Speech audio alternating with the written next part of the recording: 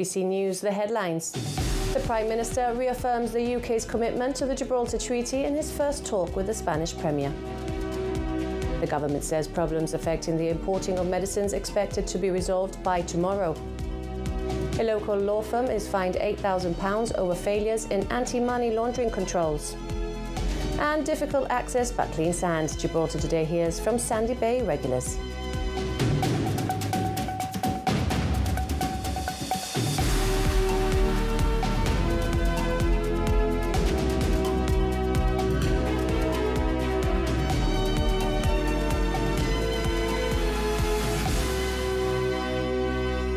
Good evening. The new Prime Minister, Andy Burnham, has reaffirmed the UK's government's commitment to the UK-EU Treaty on Gibraltar in his first conversation with the Spanish Premier, Pedro Sánchez. Mr Burnham welcomed both the Gibraltar Treaty and the new UK-Spain strategic bilateral framework, saying he wanted to build on the momentum created by the agreements and deepen cooperation between the two countries. The call began on a lighter note, with Mr Burnham congratulating Spain on its World Cup victory on Sunday. The two leaders also discussed the recent wildfires, with the Prime Minister expressing his condolences, thanking Spain for its assistance to affected British nationals and reiterating the UK's offer of support. On social media platform X, Pedro Sánchez later described the exchange as a magnificent conversation, saying the UK and Spain shared many challenges, values and objectives, and were determined to work together to advance an agenda of progress for both countries, Europe and the wider world. Meanwhile, Spain's Foreign Minister José Manuel Álvarez congratulated his new counterpart, Ed Miliband, on his appointment as Foreign Secretary, saying they would work together to promote shared prosperity. The government says ongoing issues affecting the importing of medicines are expected to be resolved by tomorrow. This afternoon, the Minister for Health told GBC that despite another day of delays at Spanish customs, there are still good stocks at both the pharmacies and the hospital. Gemma Arias Vasquez told GBC they had been working productively with Spanish customs all day. Earlier, the GSD's Shadow Health Minister, Joel Ladislaus, had said while teething problems will always be a reality, the government should have foreseen and preempted these issues. In response to GBC questions, the Minister for Health said deliveries of medications were being held up due to an issue with Spanish customs. Although the treaty has a specific exemption for medicines from the UK coming into Gibraltar, this was not yet being applied at the La Línea customs post, with the incorrect code being applied as a result. Gemma Arias Vasquez said she had been assured by the Spanish authorities that this would be resolved by tomorrow morning. She confirmed that some supplies heading to the health authority were among those held up. However, she said she was not concerned that this would affect stocks in Gibraltar, and some chemo stocks had indeed been delivered this afternoon. Ms Arias Vasquez also said there had been issues with some non-EU food coming in. Although clearance checks had been carried out in France, this was not being communicated to customs in La Línea. This too, she said, was expected to be resolved by tomorrow. Earlier, the GSD had expressed concern over the delays to medications. Shadow Minister for Business, Craig Saccarello, said logistical practicalities should have been prioritised earlier to avoid a learn-on-the-job approach which heaps the pressure on to businesses to deliver for customers. Meanwhile, the Business Transition Advisory Group has held its first meeting since the provisional application of the treaty. The group, which brings together the government, customs and business representatives, reviewed how the new border and customs arrangements have operated during their first few days. Businesses raised practical issues which were discussed directly with customs and government officials. And Chief Secretary Glenda Martinez thanked businesses and customs staff for the cooperation and said the government would continue monitoring implementation and addressing any operational issues. Business Minister Gemma Arias Vasquez said further meetings would be held in the coming weeks to review progress and support businesses through the transition. Now the government is working on resolving problems with the exit from Morocco for green card holders. The issue has arisen post-treaty implementation, with word that all Gibraltar residents have access to Schengen not having filtered down to the Moroccan authorities yet. This was announced by the Chief Minister at a ceremony at the City Hall. The ceremony was for the government to thank all those who through the years have made the ferry to Morocco possible. The ferry no longer operates post-treaty, but all residents of Gibraltar, including green card holders, will be able to travel to and from Morocco via Spain. The Chief Minister said this was not an end to Gibraltar's relationship, but merely a change. The government had subsidised the service to ensure it was always available and that it could continue to be affordable. I think today it was important to reflect that we were not just talking about the service that there has been for 30 years from DFD and Turner and all of the people who supported that service. Before that, we had the Monscalpe. What we were dealing with really was the history of what the restrictions at the frontier brought us. And they brought us actually something which is very beautiful, something that we've nurtured, and something that has enriched us as a community, which was our stronger relationship with Tangier, with Morocco more widely, when the people who came from there to help us survive economically, helped the Gibraltar economy, helped the MOD and its facilities here, became a part of our lives. They became a part of Gibraltar, and they became Gibraltarian too. And really the service of linking Gibraltar with Morocco was not just about us going over there for leisure, but also enabling them to have that bridge across the straits, to see their families, to continue in touch with them whilst working in Gibraltar. And I wanted to reflect that in what I said. Gibraltar still gets a lot of fruit and veg from Morocco. What's happening to that? Well, most of the fruit and vegetables that you see in Gibraltar, if not all of them, and there might be the odd bit of parsley that comes in on the once every 2 week direct link that there was with Morocco direct from Gibraltar, actually comes from Algeciras. It comes through Algeciras and the frequency of ferries there and the SPS controls that there are there. So it hasn't really come direct to Gibraltar so much these days. Generally, on issues brought up by the treaty, the Chief Minister said what people were reading on social media was only the tip of the iceberg, adding this was to be expected with such major changes. And he explained the issue Moroccans had been faced with when leaving Morocco. The issue has arisen in terms of the recognition of what you might call a third country, of the arrangements done between the United Kingdom and Gibraltar and Spain and the European Union. So we've all been very keen to ensure that every point of entry and exit from the EU understands the issues, that it's understood in the UK and in Gibraltar, but we're also having to deal with the large number of people who are coming and going from Morocco, who are relying on the exemption from EES that their civilian registration card provides to them, not the red ID, but the green civilian registration card. And Morocco, because it operates a very close relationship with Spain on these issues, does not permit people to board ferries, to exit their frontier if they haven't got their European credentials in order. And it's saying, look, you haven't done EES, how did you leave the EU? How are you going to go back into the EU if you haven't got a European residence permit and you're not doing EES? And then the answer is, well, I've got my green ID card, and you should know that that enables me to enter because of these treaty arrangements. This is a misunderstanding. The word may not have got to those particular officials, so my office is in touch with both His Majesty's UK government's ambassador, embassy in Rabat, and with the Moroccan consul in Algeciras and with the Moroccan embassy in London to try and clarify the situation, reassure them that this is allowed, that there would be allowed entry into Gibraltar, and we're looking forward to a quick resolution of the issue. The Minister with responsibility for relations with Morocco, John Cortes, said great progress had been made in establishing and promoting links and enriching the relationship.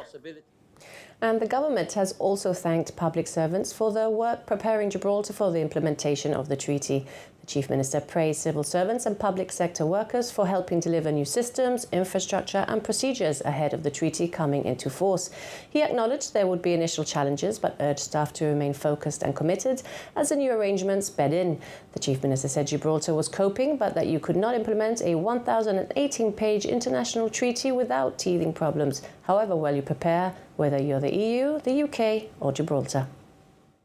You can't implement a 1,018-page international treaty without having teething problems, however well you prepare, whether you are a small Gibraltar or whether you are large European Union or large Spain, or even United Kingdom. I mean, just look at how the United Kingdom found itself going through very difficult periods of teething problems when the TCA was implemented, to such an extent that even today, the United Kingdom does not do the things that it is able to do under the TCA in terms of the movement of goods, because they would be so onerous that it might block up the arrival of goods from the European Union into the United Kingdom. So I think we are doing very well. We are identifying areas where the treaty provides for things to happen, where we need to do them in a slightly better way. We're identifying things that nobody thought of might be issues. The best example I gave was not having put up a sign that said no Uber, no Bolt, no taxis. But those things are coming out in the wash,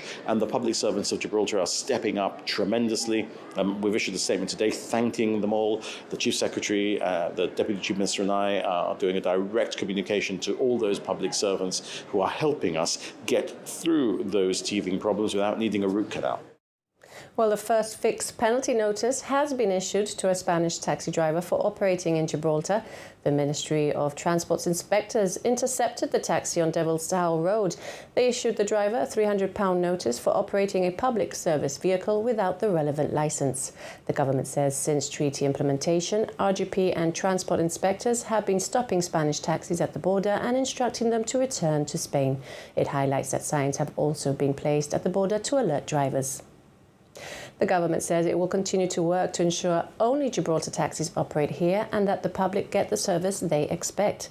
It adds it's also considering increasing the level of fine for this offence.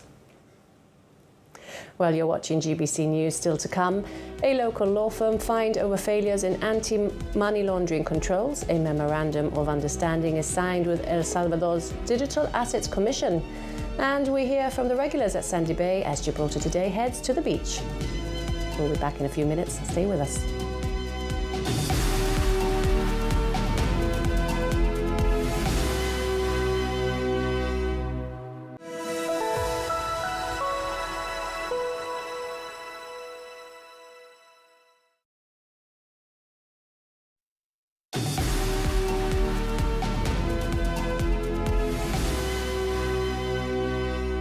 Welcome back.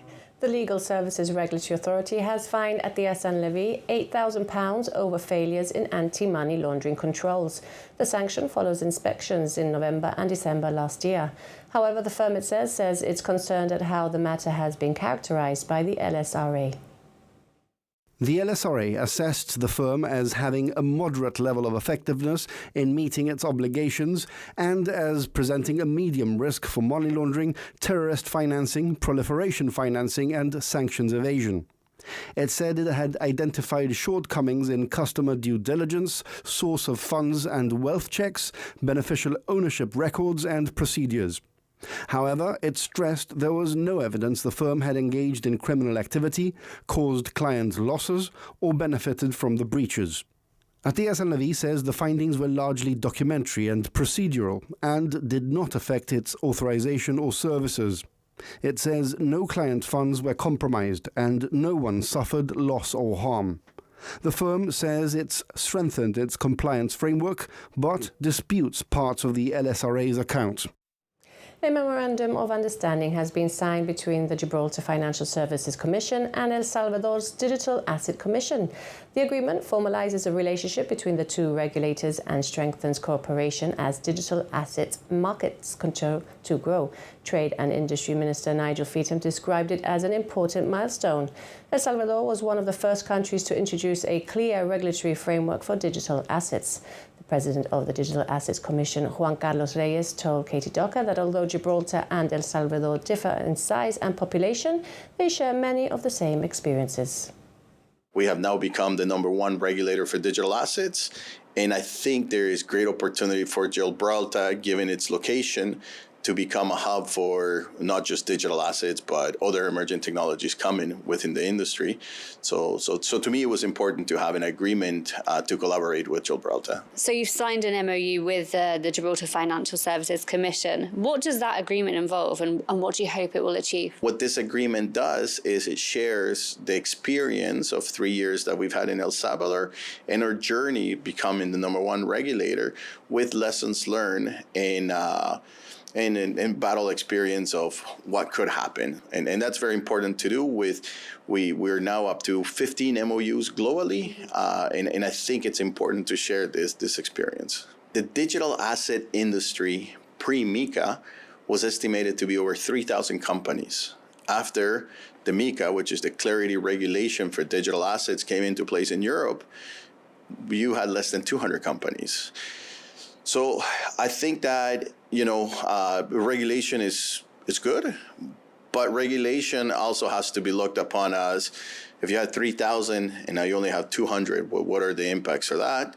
I think there's an opportunity for country or regions like Gibraltar to be able to come up with clearer, smaller regulation that allows companies that do merit to be in business to continue to do business. So I think that's sort of a discussion that needs to happen, but I think Gibraltar is well positioned for that. What we did in El Salvador is to have a clear understanding of what is a mature industry that could work globally, and that means that the standards for anti-money laundering have to be there, and that's a non-compromise. So for us in El Salvador, a shocking number is that we've had over 85% rejection rate from all the companies that have applied to El Salvador, because we only want companies that are going to meet today's standards and also be prepared for tomorrow's standards. I mean, El Salvador was a country that has suffered a lot because of the money laundering done by the gangs. We have some of the strongest anti-money laundering rules in the country. So our standards are those that will be applied internationally in the future. And speaking of the future, where do you see the digital asset industry heading over the next 5 years, say? Yeah, good question. This is blockchain technology is almost like talking about the internet back in the 1990s. Today we don't talk about the internet because it is embedded into everything. I think, and we see this in El Salvador, blockchain technology will be embedded into all financial transactions. Everything is going to have a transparent background, a transparent layer, which is going to be the blockchain. So in my opinion, all financial instruments from here within the next 5 years are going to incorporate the blockchain into their transactions. Slightly tough to access and a few questions raised over antisocial behaviour, but the cleanest sand in Gibraltar and the home of stand-up paddleboarding. Those were a few of the takeaways from this week's Beach Wednesday. Gibraltar Today was broadcast live from Sandy Bay this afternoon as Kellyanne Borge heard from beachgoers enjoying a very sunny day by the sea. Chief Inspector Mark Skembry and President of the Tuna Fishing Club Sam Marache were also among the guests as we continue our tour of the Rocks swimming spots. It's always good to have something to get up for in the morning and something active to do and something fun as well. And I meet a couple of friends and you kind of join in together. So, yeah, it's kind of sociable and it is, good exercise as well. You certainly feel the next day that your arms and your legs actually have worked quite hard. Your whole body needs to be kind of tensed up to make sure you don't fall into the water. Yeah, exactly. Yeah, but it's so warm if you do fall in, it's not a bad thing. It doesn't matter. And it's very shallow here as well, and it's fine. Yeah. How long have you been doing it? We didn't know about it until kind of the middle of August last year. Somebody mentioned it to me, so we came and tried it just for a few weeks. So yeah, and then obviously this summer we've kind of taken full advantage of it. The club is always looking out for the sustainable fishing of bluefin tuna, especially because it's something that we enjoy doing. We wouldn't want to see the species prejudiced in the future. However, you can never endanger a species by rod and reel fishing, the sort of which we do. It would be impossible. You know, you can only catch 1 or 2 a day rod and reel fishing. You're going to be too tired. It's one fish at a time. The only way that this species gets endangered is by mass netting. The sort of almadraba that you used to see in Spain here in La Línea. They used to have an almadraba, for example. They still operate almadraba off Barbate, etc. So that's the only way that this species will be endangered, which means that anything that we do in Gibraltar is a drop in the ocean. It will never have any impact whatsoever on the species, and this is what we need to have very clear in our minds. What's your name? Eden. Eden? And your name? Zach. Zach. Thank Eden you for coming. And Zach, yes. Yeah. I've been very lucky because I came to Gibraltar in 1976 for a week. And it's been a very long week. We just had our 50th wedding anniversary. Oh, wow. Amazing. I was very lucky that both children that are Gibraltarian, and they went away to university but came back here, married locals, so I'm very lucky because I've got all my family around me. It's great. It's honestly a great summer job to have, especially being in uni, you know, like it helps having, you know, my own money and so on, and it gives me like some sort of responsibility, and I'm not just, you know, wasting my time, I'm, you know, working hard. And we are live from Sandy Bay, but which beach would you say is your favourite to patrol? Sandy Bay, yeah, it's really nice.